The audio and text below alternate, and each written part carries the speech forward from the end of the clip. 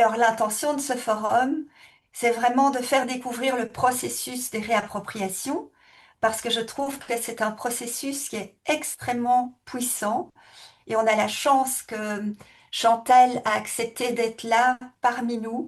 Et j'ai envie de te demander si tu pouvais en quelques mots déjà expliquer ce que c'est qu'une réappropriation. En quelques mots, tout de suite en commençant comme ça, donc une réappro, c'est un processus en fait. C'est un processus qui va permettre d'aller voir nos zones d'ombre et, comme son nom l'indique, de nous réapproprier nos zones d'ombre. Et on va utiliser des phrases. C'est Peter qui a mis ce processus au point. Et grâce à des phrases à répéter, il permet de libérer ces zones d'ombre et de les aimer. Et il permet de refaire l'unité à l'intérieur de nous. Ça, c'est en deux mots C'est ce parfait que parce c'est que une réappro. c'est parfait parce que je Mais voudrais c'est tout un processus, hein. donc je voudrais que tu puisses un tout petit peu te présenter aussi en quelques mots. Qui Ok. es-tu? D'où viens-tu? Et que proposes-tu? Donc, je m'appelle Chantal Marchand. Je suis thérapeute et je suis formatrice et j'exerce à Écosine dans le Hainaut.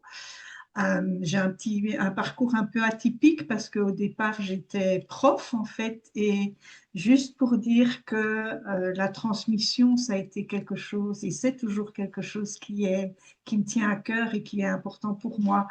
Et à un moment donné, dans ce parcours de prof, j'ai eu l'élan d'aller plus loin en fait, dans l'accompagnement des personnes et je me suis formée. euh, Ça m'a amené en fait à me former à la libération des ressentis corporels. C'est une approche qui a été initiée par un neuropsychiatre qui s'appelle Jean Lermignot. Et donc, je me suis formée à cette approche-là. Et j'ai commencé voilà, à avoir un cabinet et à rencontrer, voilà, à accompagner les gens avec cette approche-là. Et puis j'ai rencontré Peter Kulnick à l'occasion d'un atelier ben, sur la relation à l'argent. Je l'expliquerai peut-être un petit peu parce que j'avais moi aussi des problématiques avec l'argent dans mon couple. Et donc j'ai assisté à un premier atelier en 2013 avec Peter. Et puis quand j'ai vu ce que ça faisait, en fait, les changements que ça provoquait, les prises de conscience que ça générait, je me suis dit, en fait, moi, je veux faire comme ça, je veux faire ça. Et je me suis inscrite à sa masterclass et je suis praticienne depuis 2019.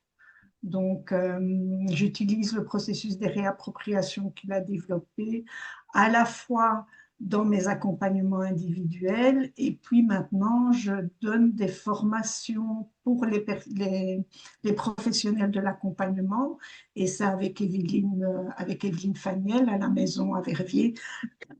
Et ça fait 5 ans à peu près que je donne ces formations-là. Et parallèlement à ça, ben, j'organise aussi des ateliers sur la relation à l'argent, en fait.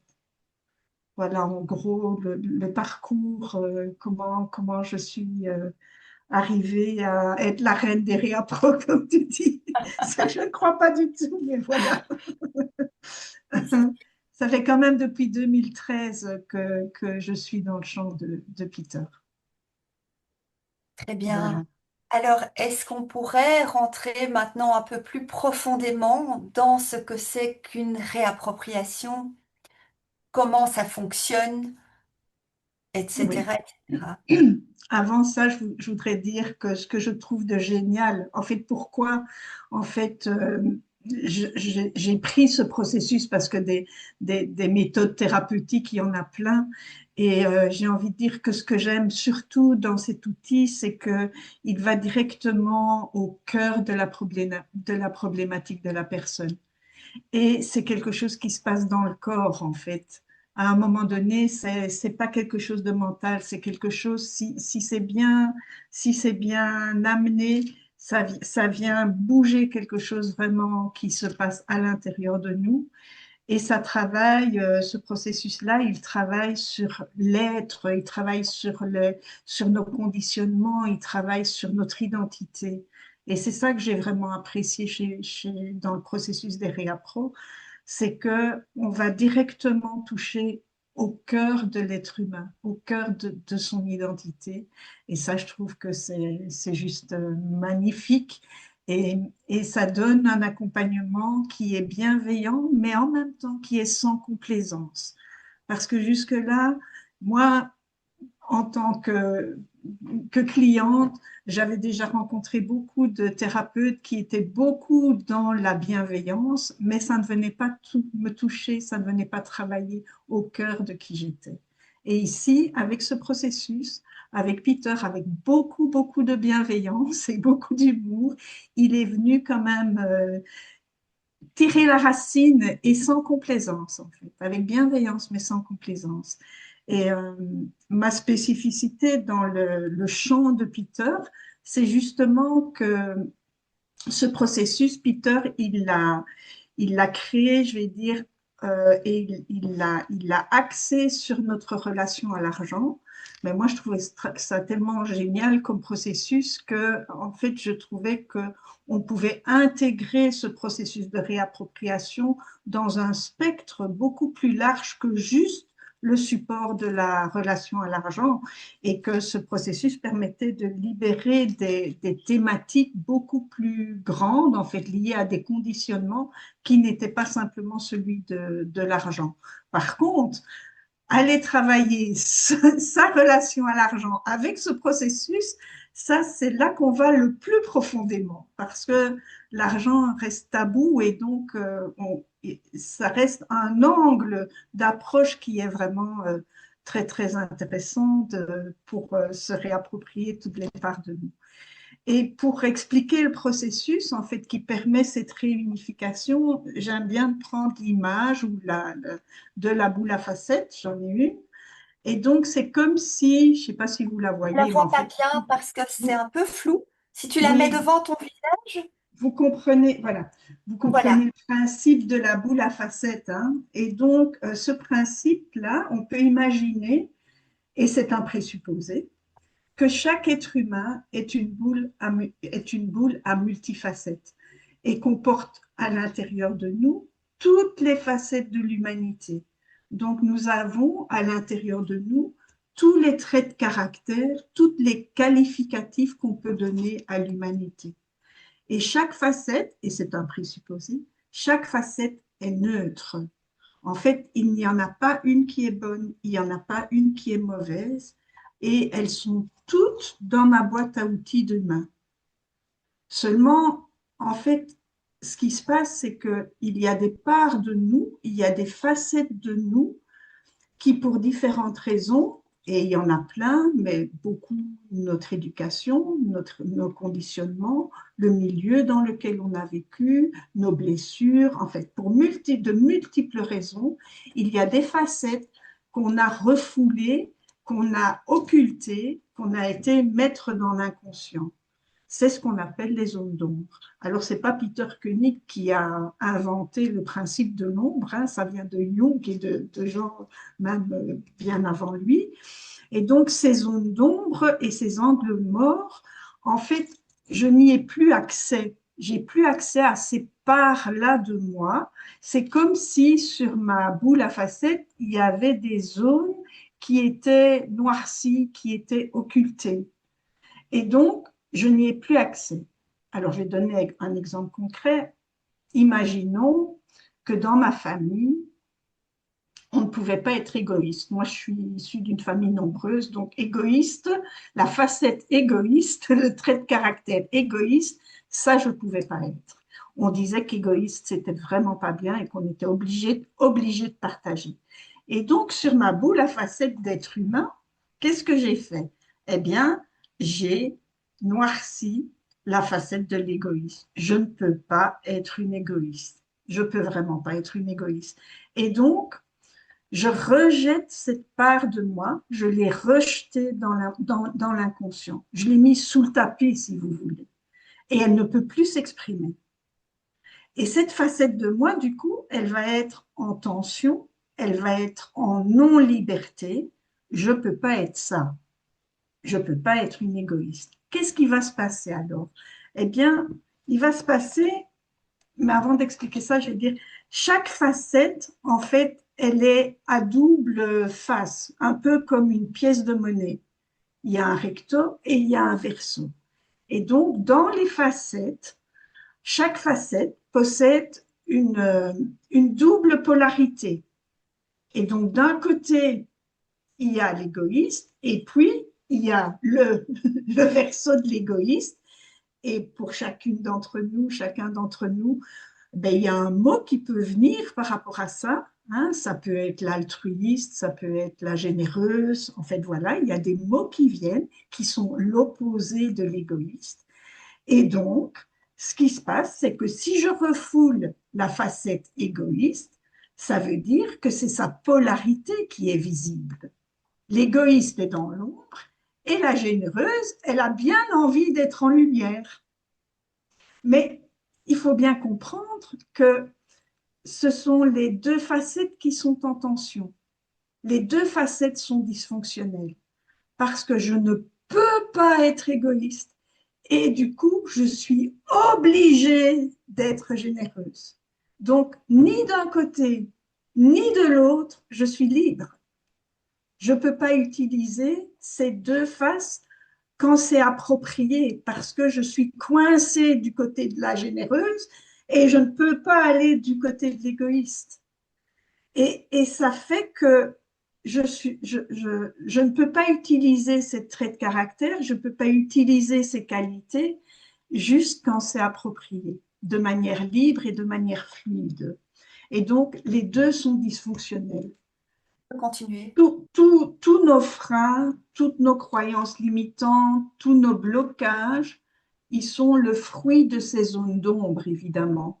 Et je voyais donc, je peux donner tous les outils de développement personnel que je veux pour avancer, pour progresser, pour grandir, pour se développer, etc.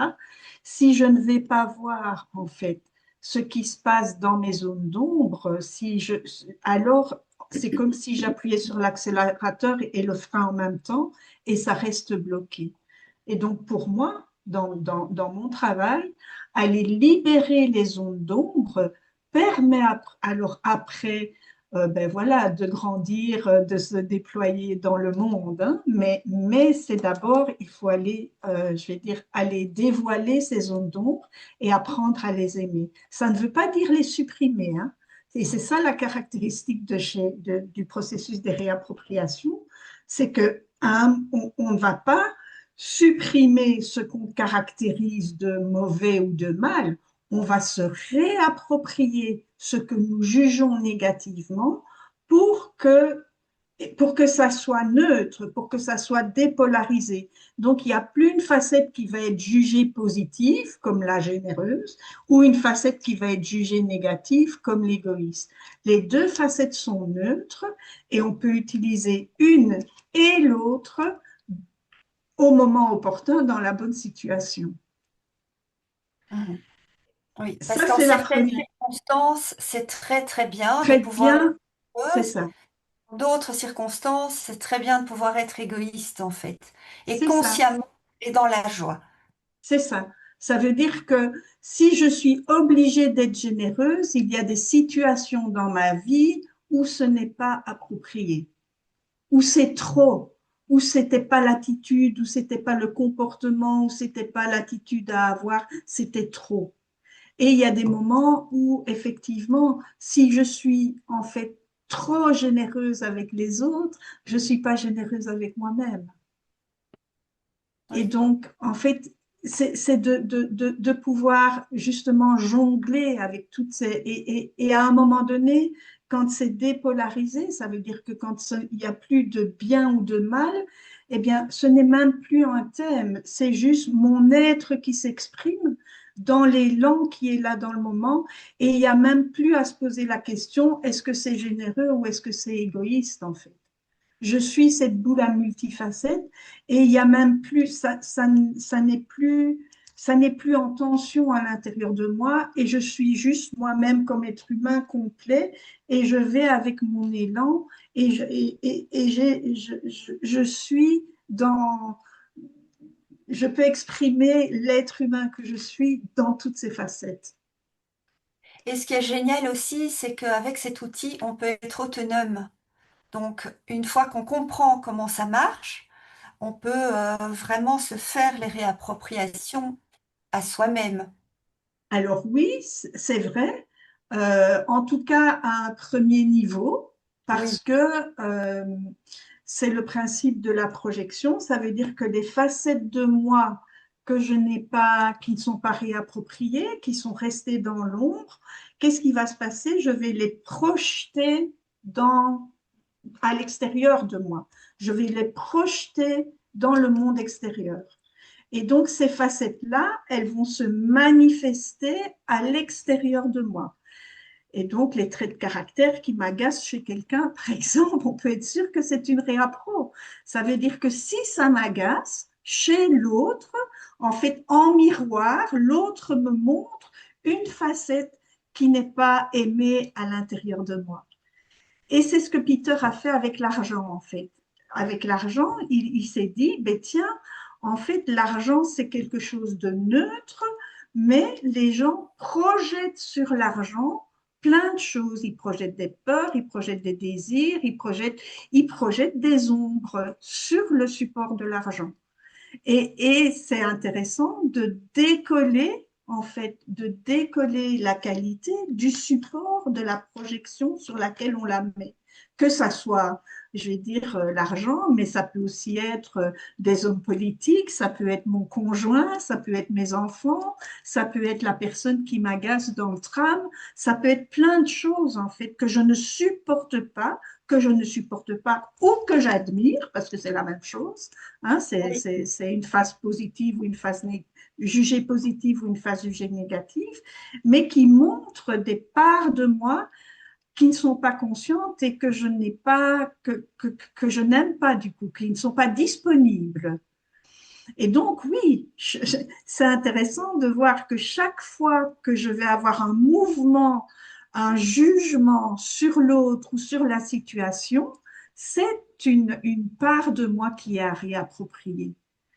Et donc, comprendre le processus des réappropriations, comprendre son mécanisme fait que ben, j'arrête d'accuser l'autre parce que chaque fois que j'accuse l'autre, ça veut dire que je m'accuse moi quelque part. Et de voir, et que chaque fois que l'autre me juge, en fait, il parle de lui, il parle de ses zones d'ombre. Et ça Ça donne, nous permet vraiment ça nous donne une nouvelle paire de lunettes dans la vie, de pouvoir regarder la vie avec cette paire de lunettes. Je trouve que ça change tout. ça change tout et pour moi, et c'est ce que Peter disait, en fait, ça amène vraiment l'amour et la paix parce Oui. que toutes les parts de moi que je me suis réappropriées et que je vais réintégrer, libérer, aimer, prendre à l'intérieur de moi et aimer sans jugement, eh bien, je vais le faire aussi pour autrui. Parce qu'une fois que c'est réapproprié à l'intérieur de moi, si je suis OK avec l'égoïste à l'intérieur de moi, eh bien, je ne vais plus juger l'autre d'égoïste en fait, oui, l'accuser de ça. Ça n'existe plus, en fait. Et ça fait la paix à l'intérieur de moi. Ça donne de la liberté à l'intérieur parce que je n'attends plus de l'autre qu'il me, qui, qu'il me donne des images de moi que je n'aime pas à l'intérieur de moi moi-même. Et donc tout ça, ça n'existe plus en fait. Donc ça donne une énorme liberté et ça donne comment dire, pour moi, c'est source de paix et c'est source d'amour Et d'unification, je et trouve. d'unification. En fait, ce qu'il y a, c'est qu'on sépare dans la matière, on est dans la dualité, hein, et donc, et on ne peut pas faire autrement que d'être dans la dualité. Il y a de l'ombre parce qu'il y a de la lumière ou de la lumière parce qu'il y a de l'ombre. Mais si on laisse l'ombre dans l'ombre, on renforce l'ombre, en fait. Donc, Oui. si on ne va pas lever ces zones d'ombre, en fait, et si on les nie et qu'on fait comme si elles n'existaient pas, eh bien, on renforce cette ombre. Et donc, si moi, juste être la bonne personne, parce que c'est ça en fait. Si moi je veux juste être la bonne personne et que toutes les parts que je juge négatives, je vais dire que ce sont les autres et que moi je suis la bonne personne, alors on crée de la séparation. On crée du conflit en fait. Et le processus de réappropriation permet justement d'abord de se sentir plus complet en sachant qu'en potentiel, on a toutes les parts à l'intérieur de nous et ça permet vraiment d'arrêter de projeter sur l'autre tout ce que nous n'aimons pas ou que nous n'avons pas, voilà, que nous n'avons pas réconcilié à l'intérieur de nous. C'est nous. Est-ce que je peux, Chantal, Oui, t'interrompre deux oui, minutes et proposer un petit exercice? oui, bien sûr. Euh, Peter, il commençait, parce qu'il donne plus d'ateliers, mais il commençait ses ateliers en posant une question. C'est la question 4 du jeu. C'est quoi l'argent pour toi? Et donc, si vous voulez bien, je propose que nous puissions chacun, chacune, pouvoir exprimer comme ça sans réfléchir, c'est quoi l'argent pour soi. Voilà. Un moyen de s'offrir des choses pour moi. C'est s'offrir des choses. Pour moi, je dis pour moi, c'est un moyen d'échange, euh, de faire circuler, on peut dire aussi de l'énergie, hein, mm. Oui, aujourd'hui, je vois ça comme l'argent porteur de réalisation. Moyen de valoriser les choses, un étalon de valeur. Pour moi, actuellement, c'est un potentiel de plaisir. Pour moi, l'argent, c'est comme un carburant, quoi. C'est quelque chose qui est nécessaire pour pouvoir faire avancer les projets, la vie ou quoi. Mais je veux dire, si c'est pas l'argent, ça peut être autre chose, quoi. C'est juste un carburant, en quelque sorte. Mais c'est assez proche, mais c'est pour moi, ça permet de soutenir des projets. Oui, pour moi, l'argent matérialise le donner et le recevoir aussi. Donc, Chantal, je te laisse poursuivre les explications avec les qualificatifs que nous avons reçus. Oui, c'est intéressant. Donc, en fait, donc Peter dit que l'argent est comme un écran neutre, quelque chose de neutre, et que sur l'argent, on va projeter des choses. Et ce que vous avez dit, en fait, ce sont les projections que vous faites sur l'argent. Et dans ce qu'on a entendu ici, en fait, c'est globalement une projection positive que vous avez sur l'argent. Donc, un moyen de s'offrir des choses, un moyen d'échange, une énergie, je vais dire un potentiel de plaisir, un soutien pour nos projets. Globalement, je vais dire dans le groupe ici, ce sont des projections positives qu'il y a sur l'argent. Mais il y a des gens qui ont des projections négatives sur l'argent. On entend l'argent, c'est le nerf de la guerre, ou l'argent, c'est source de conflit, ou bien selon de nouveau ce qu'on a vécu dans nos familles avec les héritages, ou enfin voilà, pour toutes sortes de raisons. Il y a des gens qui veulent, qui disent s'il y avait pas d'argent, ça serait beaucoup mieux. En fait, voilà. Donc, il y a deux grandes sources de projection. Les gens qui ont une projection positive sur l'argent, globalement, si je mets la liberté, si je mets le carburant, si je mets le moyen, le plaisir, etc., si je mets ça sur l'argent, en fait, ça veut dire que ce n'est pas à l'intérieur de moi. Ça veut dire que j'ai besoin de l'argent pour ça. Et je vais avoir tendance à faire l'écureuil et donc à accumuler l'argent, à vouloir avoir de plus en plus d'argent pour me sentir en sécurité, pour me sentir libre, pour réaliser mes projets. Je vais avoir besoin de l'argent et je vais avoir ce mouvement-là. Les gens qui ont une projection négative sur l'argent, si l'argent est source de conflit et si l'argent il est le nerf de la guerre, en fait, j'ai pas vraiment envie que ça vienne tout près de moi et donc je vais avoir un mouvement inconscient de rejet par rapport à l'argent. Et je dis bien un mouvement inconscient parce que la projection, elle est elle est inconsciente, hein, c'est une zone d'ombre.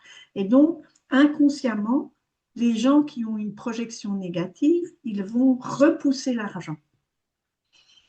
Et puis, il y a des gens, on n'a pas qu'une projection sur l'argent. Il y a des gens, ils ont plusieurs projections sur l'argent et ils peuvent avoir une projection positive, c'est-à-dire, eh ben, pour moi, l'argent, c'est source de plaisir et donc je vais vouloir l'attirer à moi, le rapprocher de moi. Et en même temps, quand il est là, je me dis, ah oui, mais il est aussi source de conflit et donc je le repousse. Et donc, je fais un mouvement de montagne russe ou un mouvement, voilà, d'essoreuse. Peter, il disait l'essoreuse, c'est-à-dire que je vais l'attirer à moi et puis je vais le repousser. Ces trois mouvements-là, on va dire, on peut les voir, on peut les observer, et c'est très caricatural ce que je dis, et très général, mais voilà, dans le forum, il faut condenser. C'est que les gens qui vont avoir une projection positive de l'argent, eh bien, ils vont avoir tendance à avoir un compte en positif puisqu'ils n'en auront jamais assez. Ainsi, je prends la question de la sécurité. Si je veux, l'argent représente la sécurité, j'aurai jamais assez d'argent pour me sentir en sécurité parce que chroniquement, inconsciemment, je suis insécure. Et si je repousse l'argent, que je crois que c'est une source de conflit et que ça a été source de conflit dans ma vie, je vais rejeter l'argent et je vais être chroniquement en dette. Parce qu'une fois qu'il s'approche, en fait, j'aime pas de l'avoir tout près de moi. Et les gens qui ont les deux, qui font la machine à laver, des soreuses, ils ont chroniquement leur compte autour de zéro. Ils peuvent avoir des périodes de grande abondance et puis ils font faillite et puis ils ont des périodes de grande abondance. Mais si on voit sur une échelle plus large, ils sont globalement autour de zéro. Ça, c'est la caricature. Alors, je ne sais pas, hein, dans vos projections positives, si ça correspond à vos comptes en banque, mais ce qu'on pourrait dire aussi, et puisque Priscilla, elle a amené cette réflexion par rapport à son couple, c'est qu'évidemment, et c'était mon cas, si moi j'ai une projection négative de l'argent, je repousse l'argent, et que mon compagnon, lui, il a une projection positive de l'argent et qui veut l'accumuler, moi, chaque fois que je dépense, mon mari se fâche. Je vais dire quelque chose comme ça. Donc, dans le couple, en fait, ça peut être source de conflit si on n'a pas les mêmes projections. Enfin, même si, voilà. Et de comprendre ça, de comprendre que c'est juste, que l'argent est juste la source de la projection et que c'est quelque chose, que ça dit quelque chose d'intérieur et que ça n'a rien à voir avec l'autre, ça permet aussi au couple alors de parler justement, d'évoluer, le couple comme un chaudron alchimique, de grandir ensemble. Et l'argent est un magnifique support pour ça, que ça soit dans le couple, que ça soit avec nos enfants, que ce soit dans nos collaborations, en fait, quand on co-crée quelque chose dans nos projets, en fait, de se rendre compte, et c'est super important, de nos projections sur l'argent. En fait, ça permet après eh bien, que ça soit fluide et que ça nous permet de grandir chaque fois qu'on se réapproprie la projection qu'on a faite et ça nous permet de grandir. Mais c'est Ça, c'est vraiment quelque chose qui nous oui, demande de la discipline au quotidien parce que des réappros, on en fait à longueur de journée en fait, hein. Quelque part, Peter le dit que c'est aussi souvent qu'on se brosse les dents, qu'on est invité à faire des réappropriations. On n'a oui. jamais fini. C'est ça que je veux dire. C'est un chemin qui commence et qui... Mais nous sommes à multifacettes et donc les Voilà. facettes sont infinies. Donc, on n'aura pas assez d'une vie pour se réapproprier nos multifacettes. Et c'est ça qui est passionnant, en fait, c'est de pouvoir, mais d'accueillir aussi qu'on n'en a jamais fini et que c'est chouette qu'on n'en ait jamais fini. Et Oui, donc, parce qu'on sourit après. On se rend compte de ce qui se passe et on y voit le cadeau directement. On y voit l'occasion d'évoluer, de grandir, de nous élargir. en fait, c'est ça, c'est que ça donne, la réappropriation permet de s'expanser, en fait. Donc, Mm. d'ouvrir nos espaces, d'ouvrir nos potentiels, oui, d'arrêter de se prendre la tête avec, parce qu'autrement on le crispe, avec la projection, on crispe les choses sur l'autre, sur ça c'est bien, ça c'est mal, ça je peux, ça je ne peux pas. Avec la réappro, progressivement, ça se dilue et on est, on- en tout cas moi, ça me donne la possibilité d'être de plus en plus d'exprimer l'unique que je suis, j'ai envie de dire ça. Le même, on est tous un multifacette, être humain, mais dans une couleur différente. Et c'est ça que ça permet d'exprimer. C'est joliment dit. Mais je voudrais Et rappeler qu'on peut avoir des consultations avec toi, Chantal, que ce soit en présentiel, c'est évidemment ce qu'il y a de mieux, mais tu le fais très bien aussi par de Zoom. plus en Et plus. puis, voilà. Et je t'ai demandé si tu étais d'accord d'organiser une journée pour découvrir les réappropriations. Et tu vas faire ça le 29 mai, Oui, vendredi 29 oui. mai. En fait, Tu la, vas organiser une journée chez Oui, en toi. fait, la proposition, elle est que jusqu'à présent, en fait, je donne les formations pour initier les professionnels de l'accompagnement pour qu'ils puissent utiliser le processus des réappropriations dans leur propre cabinet, que ça soit un outil dans leur boîte à outils. Et puis, ben, grâce à toi, en fait, je me disais que c'est vrai que c'est intéressant de pouvoir le proposer au plus de gens possible, finalement, ce processus de réappro, et On est que fiers, dans un hein, toutes les premier, deux. c'est comme un oignon, les premières couches d'oignon, c'est vrai qu'on peut se les faire tout seul, en fait, hein. On peut vraiment aller chercher, voilà, les caractéristiques et commencer le chemin. Pour aller vraiment dans les zones d'ombre, je pense qu'il y a besoin. Moi, je suis encore en intervision, ça fait des années que je suis en intervision et on continue, je vais dire, à se réapproprier et à s'exercer ensemble parce qu'on ne peut accompagner que les zones que nous avons nous-mêmes explorées finalement. Et, mais je crois que c'est intéressant de commencer, en fait, de s'initier au processus. Et donc voilà, avec plaisir, je veux bien proposer cette journée le 29 mai pour, euh, pour apprendre à déjà faire les phrases, en fait, et à voir plus en détail un peu comment se joue la polarité et comment on dépolarise, avec plaisir. Merci. Merci beaucoup. J'aime bien commencer ces forums avec un moment de gratitude et j'aime bien les clôturer avec un moment de reconnaissance parce que je trouve que ce sont des clés qui sont vraiment très importantes dans la vie. Et donc j'ai vraiment envie, Chantal, de te remercier pour ce que tu nous as offert, d'avoir beaucoup de reconnaissance envers toi, mais aussi envers Peter, qui a été focus toute sa vie sur ce travail argent, le travail des réappropriations et les principes sources qu'il a mis en lumière. Et je dois dire que moi, je suis une exploratrice et je me suis intéressée à beaucoup de choses, mais depuis que j'ai découvert ce processus-là, je n'ai cessé de m'émerveiller de la puissance de cet outil.